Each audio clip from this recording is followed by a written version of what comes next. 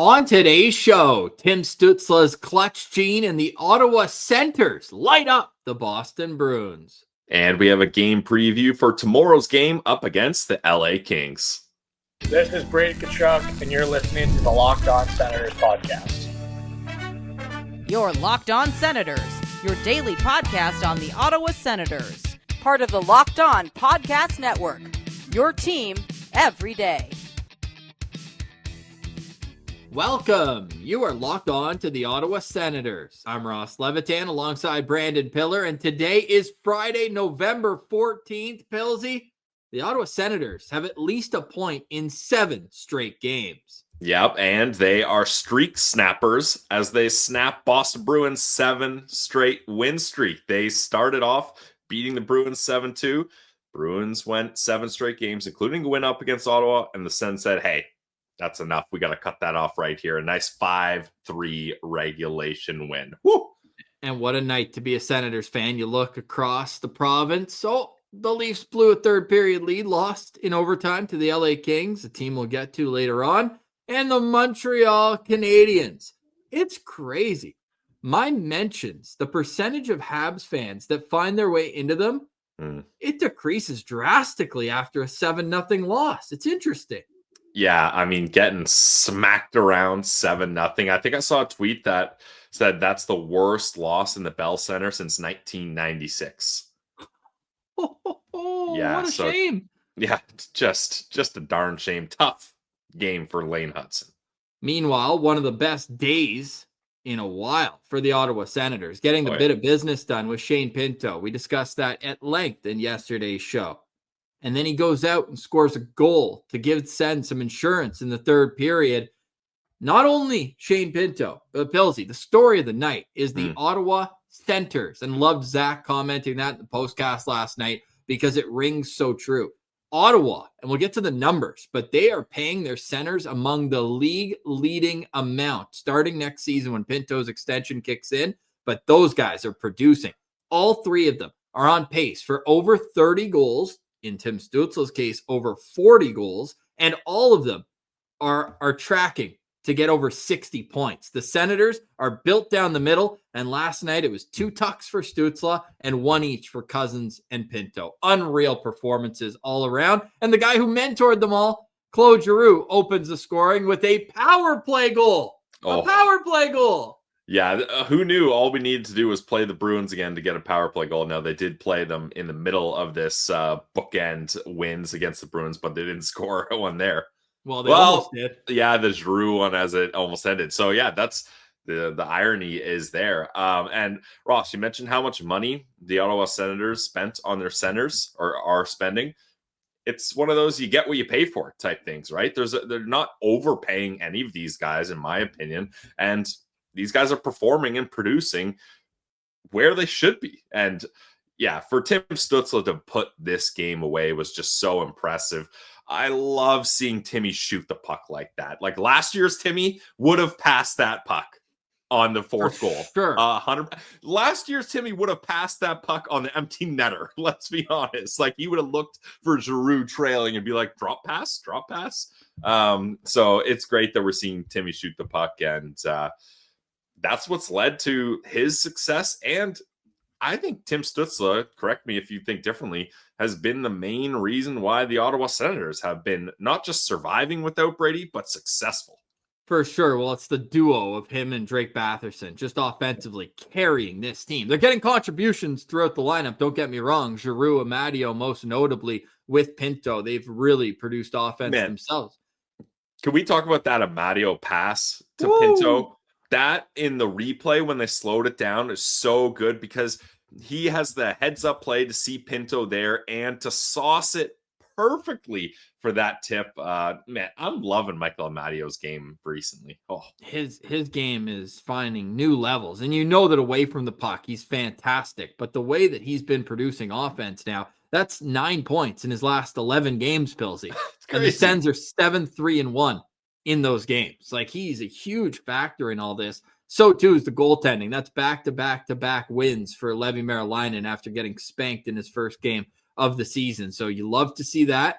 Love to see Linus getting a little time off. He's got a big game tomorrow, and he's coming off a few performances that you can build off of as well. I think the Sens are finding their game at the perfect time because this road trip is daunting that's coming up, and they've got one more opportunity to collect more points at home. But November, without Brady Tkachuk, could not be going better than any Sens fan would have imagined. Yeah, I mean, no regulation losses. It's crazy. And this is how you want this team to perform. Like, obviously there's some instances where you're like, oh man, I wish they would get the 2 points instead of the 1, but you got to take points as they come along, especially in a tight Eastern Conference and Atlantic Division. So this is perfectly fine by me, and I hope they're able to continue this up against the LA Kings tomorrow at home.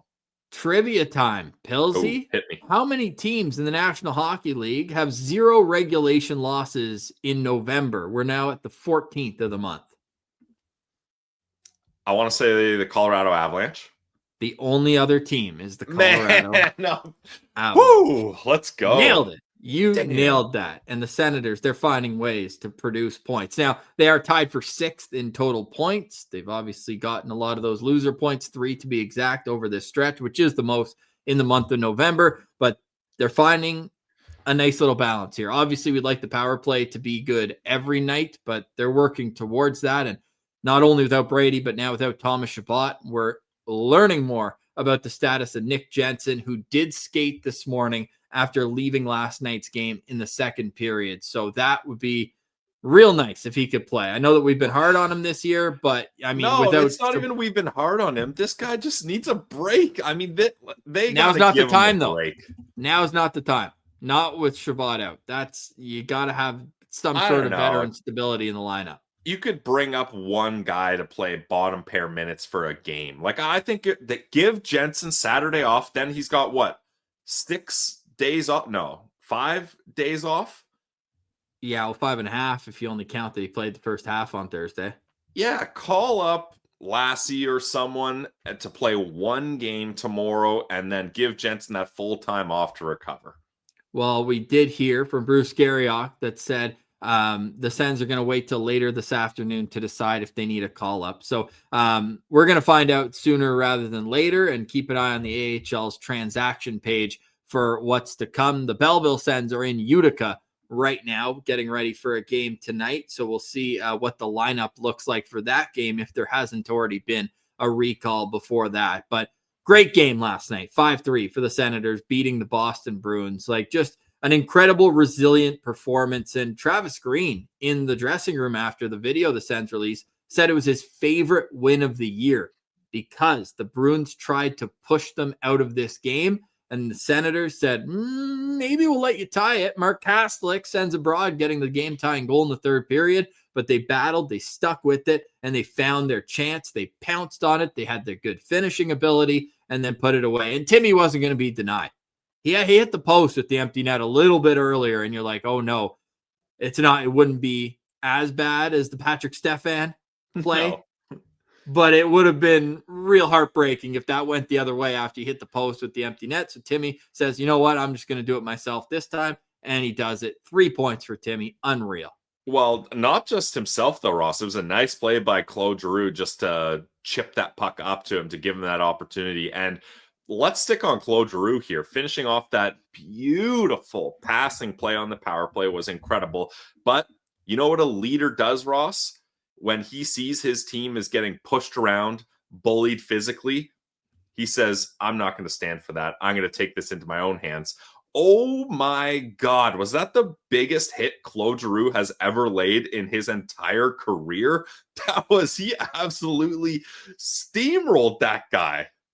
Yeah, it was super impressive. And what he's bringing night in, night out, I don't think it can be understated. Like, we're talking a lot about the young guys, Timmy really getting good at faceoffs. Claude, in his last 15 games, which is the amount of time that Brady's been out of the lineup now, wild to think that 15 games without their captain. Claude's at 69% a dot, and he has 12 points in 15 games. Like, he has turned back the clock to his first year in Ottawa, where every night you could count on him to provide offense and be just a dog defensively. He's known for those diving poke checks to get pucks out of zone, but the physicality was a nice little bit of business. And he went back for a second serving too. Didn't have as much oomph on that one, but Mason Laura, I was looking over his shoulder saying, man, that 37-year-old, he's still got some motor to him. Yeah, it's crazy. And Ross, this is why Claude Giroux was brought in here, because they needed a more veteran, stable leadership guy to help the younger guys, the Brady, the Tom Shabots, both out of the lineup. So having Claude Giroux is just so important, and he's able to really help this team do what they need to do here. And if you would have told me that this is the November that the Ottawa Senators were going to have so far, when Brady Tkachuk got injured and we all were frantic and the goalies were playing terrible, the PK was terrible, it seemed like there was doom and gloom. I mean, the Locked On Senators podcast Twitter got hacked and the hacker tweeted a photo. Imagine if the Sens finished last and they don't have their pick for the Tankathon. Like, that's how bad things got in Sens land. So I'm so proud of how this team has been resilient, turned things around, and how different guys have elevated their play. In forward lines that have more than 100 minutes played together right now, the only line that has a higher expected goals percentage than Pinto, Amadio, and Giroux is the Utah Mammoth top line of Barrett Hayton, Nick Schmaltz, and Clayton Keller. That's it. That's the only line that controls more of the percentage of chances within a game than the third line, not the first, not the second, the Senators' quote unquote third line. They have found combinations that have worked right now. And rumor has it that Steve Staios isn't satisfied. This guy wants to get another impact player. And maybe this is just me being a hater, but I'm out on that. Why would you add anyone to this group when they're playing this well and you're going to get a free agent acquisition in Brady Tkachuk back? Like, Steve Staios cannot be trading draft capital to be acquiring a top 6 player right now, in my opinion. No, save it for the deadline. I'm out on that. Even at the deadline, I don't like, unless you get a cheap guy on an expiring deal. I just think when you have a locker room that's clicking and guys have elevated themselves like this, I think it would go against what the culture the Sens are trying to build here. If you're like, hey, you guys elevated your game, you know what? I'm going to bring someone in and knock you down in the lineup to reward you for that. Now, I know you could spin it the other way and be like, you guys have been playing good, I'm going to reward you by adding reinforcements. I get that side of the coin too, but I don't know. It just seems like this is a tight group and everyone knows their role and is able to elevate their role or be comfortable to go down in their role a little bit too while still playing good. For me, that's the last thing I'm thinking about is adding a toss forward right now. I think the priority needs to be adding a depth fringe left shot defenseman that's not going to cost you much on an expiring deal. Yeah, I would just say that right now they're using a forward roster spot on either Curtis McDermott or Hayden Hodgson. Like, you're able to upgrade here without rocking the cart too much. Yeah, but if that's the case, then just call up Kaliev from the AHL. Like, I don't know. And we've talked about it, Ross. Those guys are a part of a rotating fourth line, which has actually worked out well and given guys more opportunities to get more ice time. And Travis Green will remind you what the record is with Curtis McDermott in the lineup. So, and I know another win last night. Exactly. Curtis McDermott hasn't really been doing his part as far as fights go. What's he, 0 for 3 now?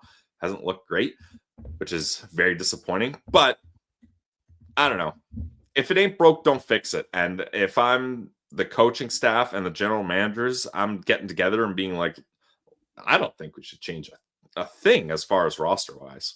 Sens are 5-1-2 with Curtis McDermott in the good? lineup this season. Well, yeah, because they can make him sit on the bench and it gives other guys opportunity as the coach. And that's said. fine. I know we're clowning about it, Ross, but if that works and it's effective and Curtis McDermott doesn't have an issue with it, which I'm sure he doesn't, why? Let's keep doing it. Well, you know what the real reason why they're winning games is? Because Tim Stutzle's got the clutch gene. More on that. Plus, Pilsey's got a name that he wants to bring back to Ottawa, left shot defenseman. Is it a small puck mover or is it completely off the, I would say, the page? Like, is it off mind. Is it too much, too little? Pillsy's got a name for you after the break. Plus, game day preview this Saturday. Senators, Kings, the return of Anton Forsberg. But will he get the start? You're listening to Locked On Senators, your team every day. Today's episode is brought to you by our friends over at Monarch Money. Let's be honest, most of us can't name all of our financial accounts, let alone what they're worth. Between 401ks, savings, and investments, it's easy to lose track, and that can mean leaving money on the table. Don't do that, guys. That's why there's Monarch, all-in-one personal finance tool that brings your entire financial life together in one clean, easy-to-use interface on your laptop or on your phone. It's going to help you organize your accounts, track your spending, and get a better handle on your investments without ever touching a spreadsheet. You can review everything with your partner, see your shared goals, and make better financial decisions together. They got visual dashboards and smart tools that are going to make it so much easier for you to understand where your money's going and how to make it work harder for you. Don't let financial opportunities slip through the cracks. Use code LOCKEDONNHL at monarch.com for 50% off your first year. That's monarch.com, code LOCKEDONNHL for half off your first year. Today's episode is also brought to you by our good friends over at Game Time. Hockey season is here, and nothing beats being in the arena for those games. Like Pillsy coming to Winnipeg for Sens Jets, and you know we're getting our tickets over at Game Time. We don't want to wait in queues. We don't want surprise fees. We don't want prices that jump right before checkout. We know that at Game Time, the app, it gives fans the advantage. It's the ultimate life hack for scoring amazing NHL tickets fast, easy, and stress-free. I recently used Game Time. I always use Game Time. And I love that what you see is what you pay. No hidden fees at checkout. Their zone deals, game changer. You can pick the section. Game Time picks the seats, and you save big. You can get NHL tickets for under $25 USD. Take the guesswork out of buying NHL tickets with Game Time. Download the Game Time app, create an account, and use code LOCKEDONNHL for $20 off your first purchase. Terms apply. That's code LOCKEDON NHL for $20 off. Swipe, tap, ticket, go.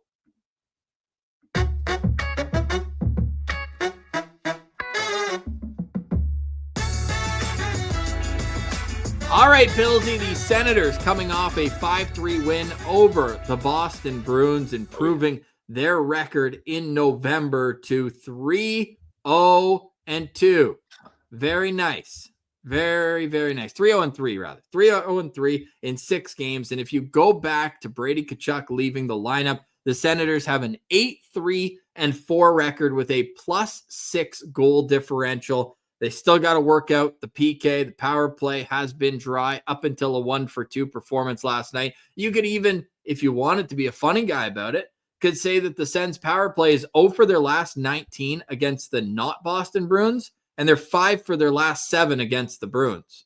Wait, does that include the 3-2 loss in between? No, it doesn't. Damn. Not so funny anymore. They play the Bruins too much is what I'm learning about this. The Bruins, they're not built down the middle of the ice. The Bruins have an elite winger, one of the best in the league, David Pastrnak. They used to be with Bergeron and with Krejci for as long as they had those guys. But, hey, old man, let the kids play. And the kids, they're all right for the Ottawa Senators. I mentioned the Sens will be paying their centermen more than just about every team in the league next season.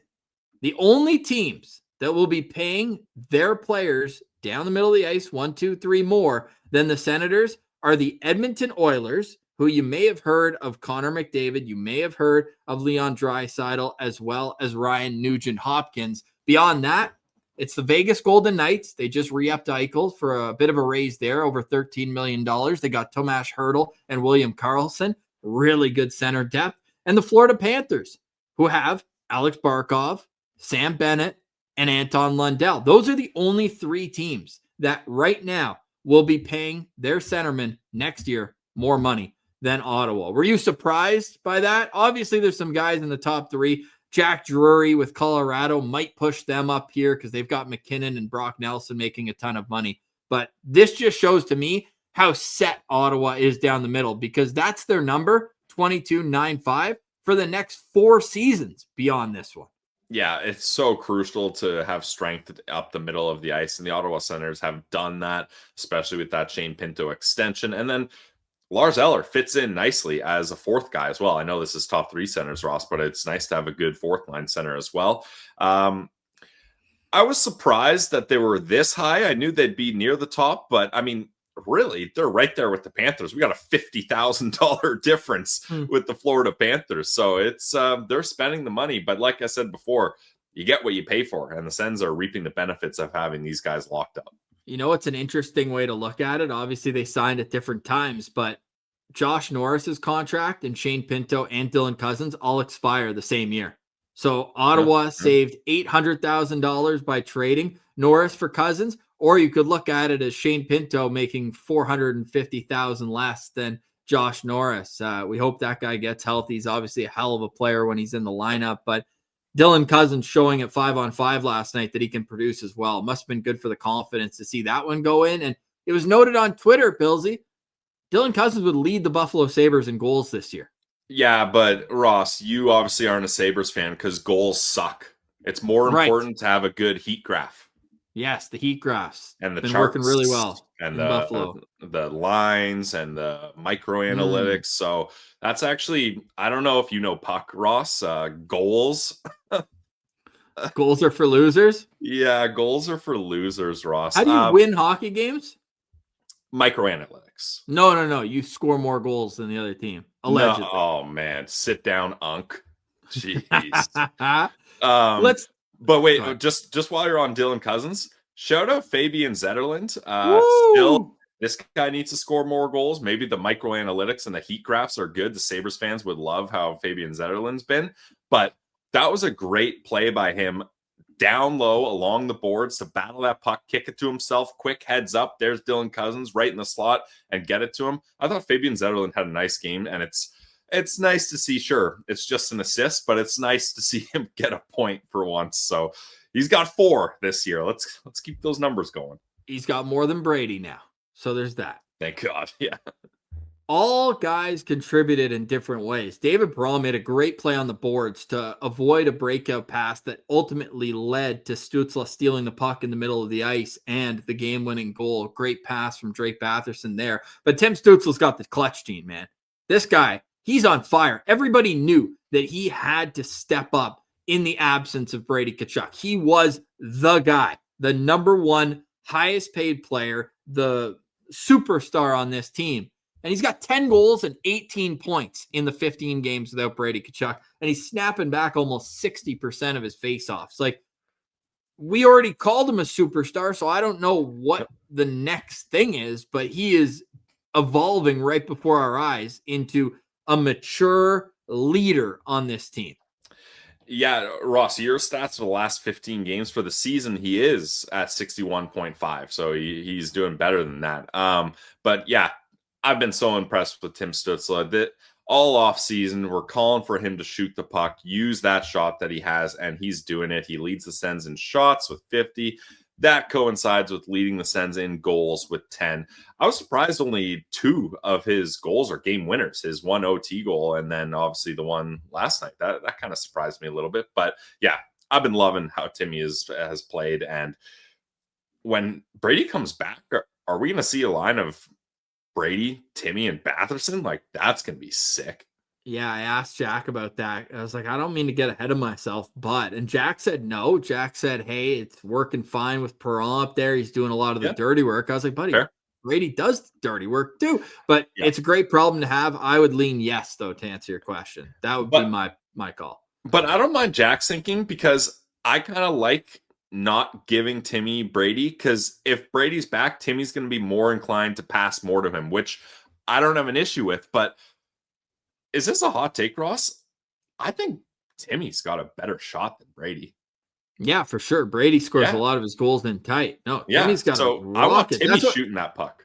That's what made everybody so upset, because it's like, we know that you can rip it. Like, just do it. And he has this year now, 10 goals on the season. He's tied for second since that stretch that Brady left. So since October 15th, he's tied for second in the league in goals. It's a huge tie. Lots of great names, great players on that list. But with that, he's moved into sole possession of 11th all time in Sens history and goals. And we got the graphic pulled up so you can see all these great names up here. Of active players, Brady Tkachuk is in 4th with 191 goals. He needs another, not a math guy, but about 35 goals to get to Alexei Yashin. But we're right on the cusp of Tim Stützle being 10th all time. This guy is 23 years old until January. Like, he is going to be in the top 10 in franchise history before turning 24 years old. Crazy to think that. And then Drake Batherson, who's 13th all time, is just 1 goal away from tying Mark Stone, who's fallen down here already 1 spot after last night and then about to fall again when Batherson gets his next goal. So great company that Tim Stützle is keeping right now, and we want the superstar to keep it rolling. On the other side, we'll do a weekend preview. We'll look into the LA Kings, who are the NHL's best road team. But what can the Sens do to combat that? We'll discuss next. You're listening to Locked On Senators, your team every day.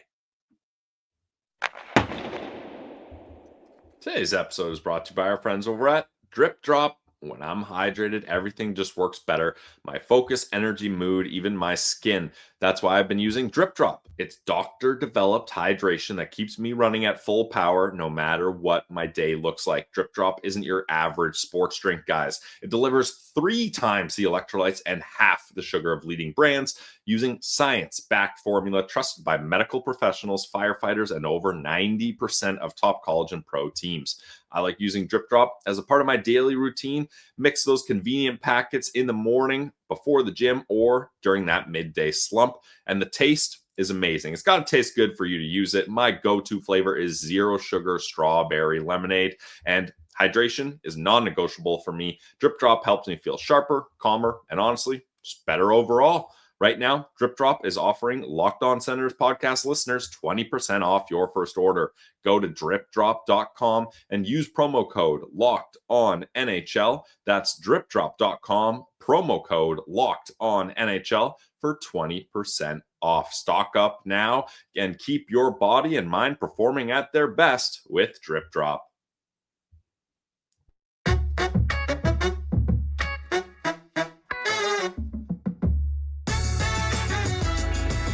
All right, Pillsy, the Senators set to wrap up their 4-game homestand tomorrow against the Los Angeles Kings. It is a 7 o'clock start, part of a 13-game Saturday night in the NHL. This game will be on Sportsnet 1 if you're looking for it on TV. Both teams with identical records, 9, 5, and 4 this season. It's their first of 2 meetings head-to-head. The second one, well, they don't have to wait long. These 2 teams are going to go head-to-head in about a week and a half, November 24th in Los Angeles. So what to expect from the LA Kings? They're stingy defensively. They don't give you much. It's Anze Kopitar's last season in the National Hockey League. It will be his last visit to play the Ottawa Senators in the nation's capital. And they've got a nice little mix. Mid-age players who are in their prime and producing, the vets in Kopitar and Doughty, among a few others.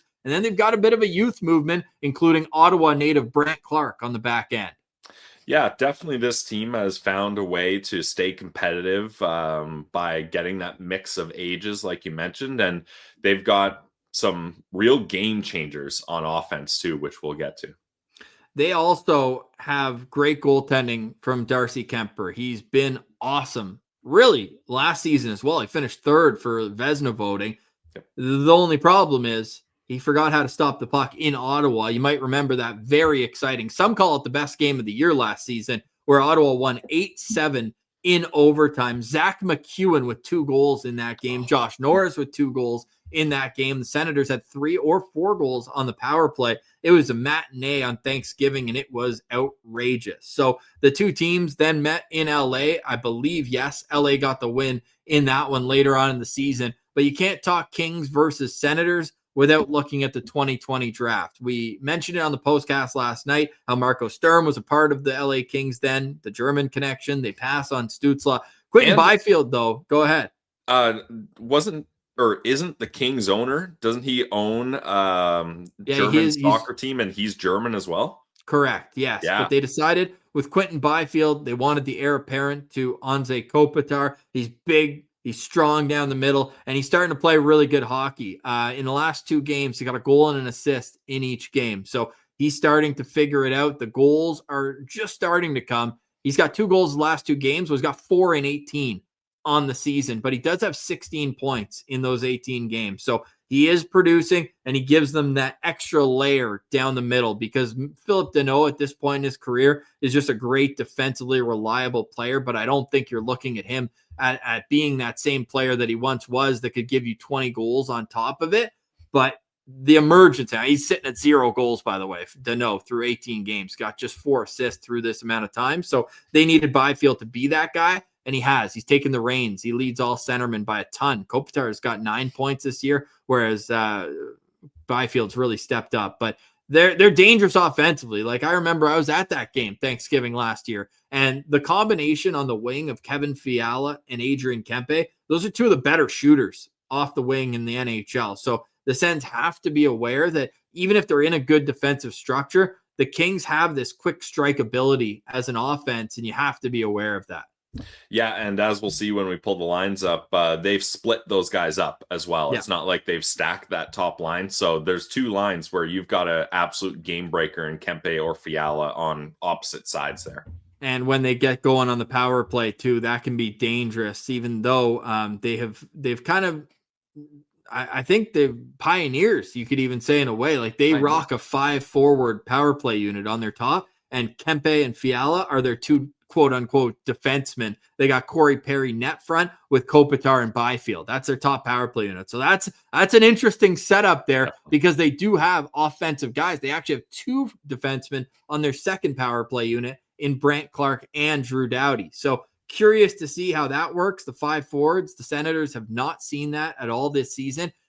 It's opportunity one way or another. You've got dangerous shooters, but you also have the risk that shorthanded chances could come the other way. So we'll see how that all plays out. The Senators were on the ice this morning for a skate, and we project the lineup to be the same as last game. We're putting Jensen in there until we hear otherwise. And another note, Jake Sanderson says he feels fine this morning after blocking a shot with his hand. He briefly left and did return.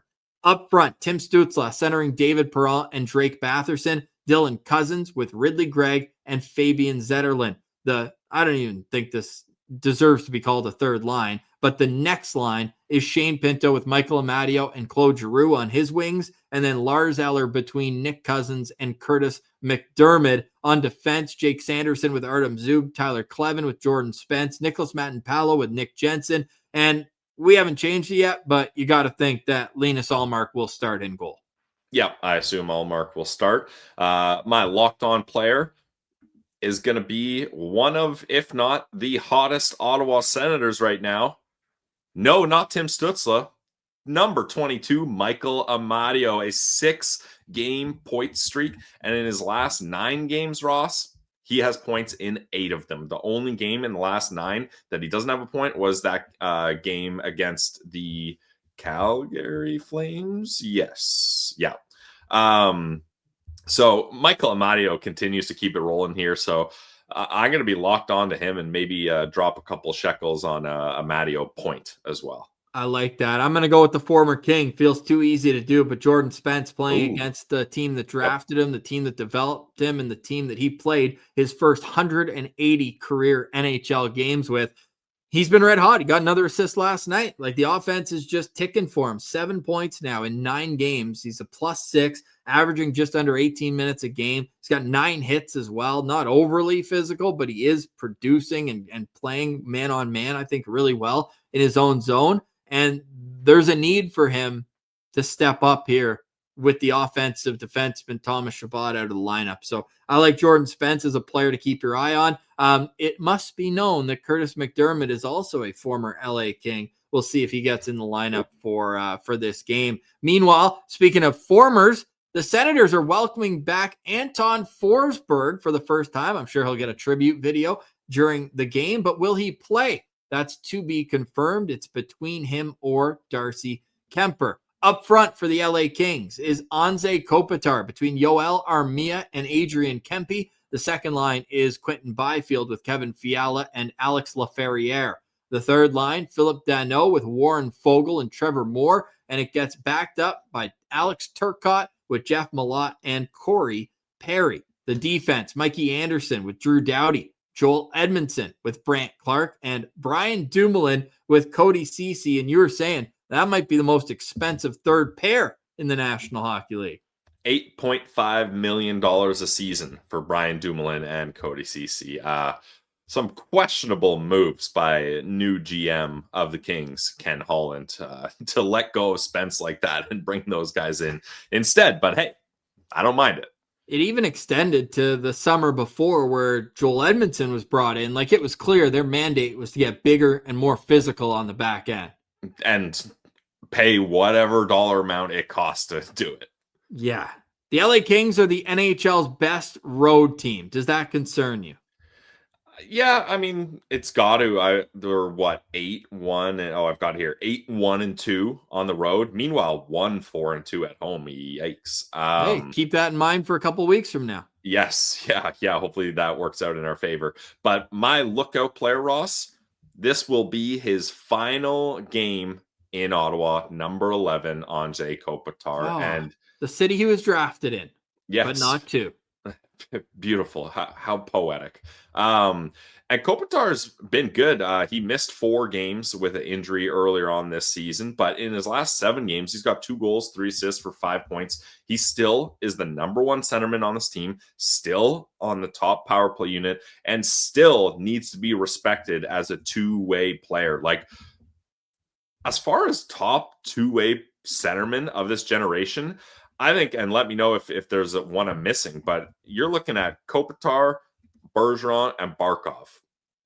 Those are the guys, right? Like, who else would you add to that list? No, that's it. Yeah, like Kopitar, this guy's been doing it for so long. So you got to respect him still. And I think this is a guy that could play more. I think he's just decided he wants to go out while he's still not at his prime, obviously, but while he's still a contributing guy. Like, he doesn't want to fade into retirement. I think he's just like, all right, it's time. I still feel good. I want to do it my way. So, like I mentioned, this will be his final game of his career in Ottawa.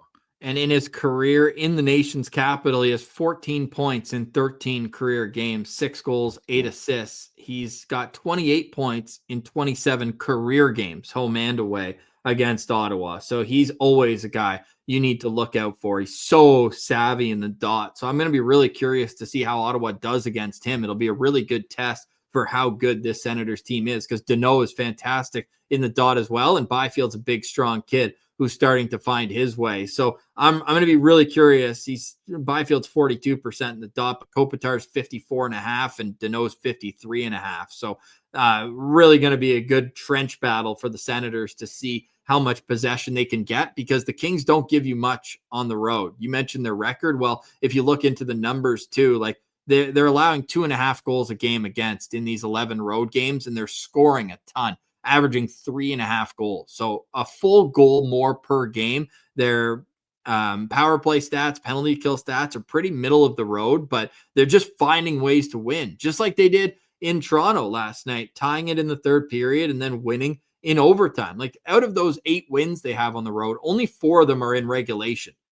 7, though, are in regulation and overtime. So they're just kind of a pesky team that you're not going to be able to roll over. Like, this to me is going to be a low-scoring game, a game where every little wall battle will matter to the ultimate of whether or not this is going to be a win for Ottawa or not. So you're going with Anze Kopitar for yours. I'll go with my guy, Adrian Kempe, just such an elite player, and they were talking about it on Insider Trading last night. The Kings are trying to work out a contract extension for him with all the guys who've already signed. If you're Adrian Kempe, you're like, there is going to be a lineup as long as it can be for him and his services this upcoming offseason. So if I'm him, I'm saying, what's the hurry in signing? He's got 19 points in 18 games so far this season. He is a threat to score every time he's out there, and he's got 2 points his last 2 games. He's got 4 points in his last 5. He did have a stretch through the middle of the season where he was just racking up points. He finished up a 7-game point streak where he had 10 points just about a week and a half ago. But he's a guy that if you're the Senators, you have to know when he's on the ice. You have to keep the power play off because he does a lot of his damage there. He's got 9 points in 13 career games against Ottawa, and he's one of those guys. He's not the same level as the last couple top right wingers that have come through Ottawa. He's no Mikko Rantanen and he's no David Pastrnak, but the next tier below those guys, and you obviously throw Kucherov into the mix, and Kaprizov with that elite tier of wingers, but he's right there in the next one. Yeah, absolutely. And this is a huge year for Kempe, Ross. He's 29. So yeah, this is the big ticket. This is the 8-year deal while you can still get them. Yeah, this is his big year to cash in on one more massive contract, especially with the big raises everyone's getting. So he's going to be trying to light the world on fire like he has so far as he leads the LA Kings in points with 19 in 18 games. Yeah, out of guys who are unrestricted free agents, he's third right now. Only Nick Schmaltz and Evgeny Malkin have more points than him, who are in the final year of their contract. So that's how the LA Kings line up. Keys to victory for the Ottawa Senators. I think discipline will be huge. We know the penalty kill, it's better, but still struggling on the season. And we talked about the 5-4 power play. I don't want to see that out there more than twice. And even still, it'd be nice to have a nice clean game. And that's going to be my focus for the Senators is the little wall battles, the face-off dot, and discipline. Yeah, I concur, Ross. Those are great points. Any final thoughts on today's show, Pilsy? I have two. You teased a player that I was looking at for the Sens to acquire. I said left shot defenseman, fringe NHLer on an expiring deal. Who? No, we already reset the clock this week. Shows without mentioning. Oh, no, that guy's on a 3-year deal. We can't bring him in. Switzerland. Yeah. Don't say it. I won't say it. I won't say it. And you're always the one bringing him up anyways. You're addicted to him. Now, I saw this on Twitter. My bad. My Twitter refreshed right as I saw it, so I can't give the credit to who it's to, but I think it's a great idea. I think the Ottawa Senators should look at bringing back Andreas Englund. Who? Andreas Englund, second-round pick in 2014. Ross, 29 years old, 6'3", 201, left shot. Good NHL experience. He's played. How many NHL games do you think Andreas Englund has played? He needs 3 more to get to 200. There you go, 197. Yeah, and he's a left shot guy that whether he plays a handful of games in the NHL or spends most of his time in the AHL, you don't really care. He's only making $775 for this year. But the twist is this is a guy that has a lot of experience and chemistry playing with Jordan Spence in the LA Kings. So if you needed him to play in the NHL for a bit, you've got a guy he's already comfortable with. So that's the type of player I'm looking to bring in for the Ottawa Senators. Now, I know it's not this big splash. I know it's not exciting. I know maybe if people haven't been following along with Andreas Englund, you're like, Pilsy, what are we talking about? That guy was a bust.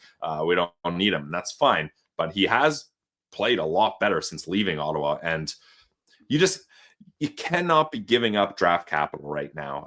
The Ottawa Senators prospect pipeline is very thin, and it's important to keep that stocked. I know we're in a different competitive window than the rebuild stage, so it's not everything, but it is important, and the Ottawa Senators have given up a lot of draft capital in the past. I'm looking at Pierre Dorion making trades for DeBrincat and Chychrun, and them being basically rentals here. Unfortunately, they can't put up big draft capital for rentals anymore. Yeah, that's especially fair. With how good the team is. Like if the team was struggling like they were at the start of the year, okay, you're starting to think about, hey, we got to bail these guys out because we can't afford to have a bad year without our first round pick. That's different. But this team's clicking without Brady. So I don't know. Yeah, and he's signed a 1-year contract with the Nashville Predators. He's playing with their minor league team right now. Easy. In Milwaukee. So a guy who can't even make one of the worst teams in the league. That's what we want. Yeah.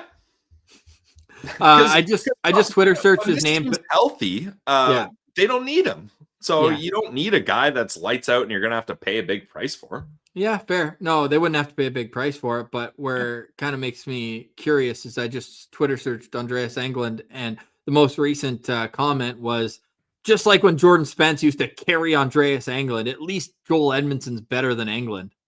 So, well, yeah, Joel Edmondson makes millions of dollars more than him. Yeah, no, oh for sure. My God. For sure. It's That more was the like first half.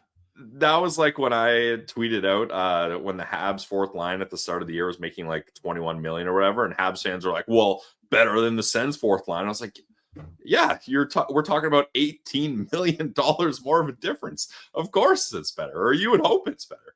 Yeah, no, that's fair. So we'll see if anything comes of that. There's a name to watch. Your other thought? Yes, our good friend Ian Mendez tweeted out, doing research for our game notes and came across this little gem. The Ottawa Senators have only one regulation loss in the last 12 games. One regulation loss in the last 12 games. Crazy to think of course. It was the Chicago Blackhawks. Last time this happened, March 3rd to 23rd in 2015. Ross, are you aware of what era that it was? Yeah, now I'm hungry. Now I want some burgers. The Hamburglar run was the last time the Sens went 12 games with only one regulation loss. So that's a nice little nugget from our guy, Ian Mendez. We'll send you into the weekend with that and see you for the postcast tomorrow live on YouTube after the Sens take on the Kings in Ottawa. And then it will be available wherever you get your podcasts. Enjoy the rest of your Friday. Have a great start to the weekend and go Sens, go. The boys are buzzing. Tied for first in the Atlantic Division as we wake up on this Friday morning. Can that change today? No Atlantic teams in action. The Penguins taking on the Predators in Stockholm, Sweden. Kind of strange. Like, do you think they asked the Sens to play in our European home rink? Yeah, it's kind of rude. That is a Sens home game of Avicii Arena. Come on. Yeah, the Sens played 6 games there. They're 5-1. They got a better record at Avicii Arena than anywhere else in the world. That's awesome. Ross, remember you mentioned you wish you could just get 20 helicopters and airlift the CTC from Canada to LeBreton. Yep. Add a couple more helicopters, make sure they're fueled up, and let's bring Avicii Arena to LeBreton. Real fueled up to get from Stockholm to Ottawa. But yeah, no Atlantic teams are playing tonight unless I'm overlooked it. No, I didn't. You've got the Canucks taking on the Hurricanes in Carolina. Philly is in St. Louis and the Islanders are in Utah. So easy cheering guide today. All West versus East teams. So Predators, Canucks, Blues, and Mammoth. That's your Senators cheering guide on this Friday night. We'll chat with you on the postcast tomorrow. For today, we say goodbye. For Brandon Piller, I'm Ross Levitan. Thank you so much for liking, watching, listening, and engaging with the show. The subscription goes a long way everywhere you get your podcast. 5-star reviews. This has been another edition of the Locked On Senators podcast, your team every day.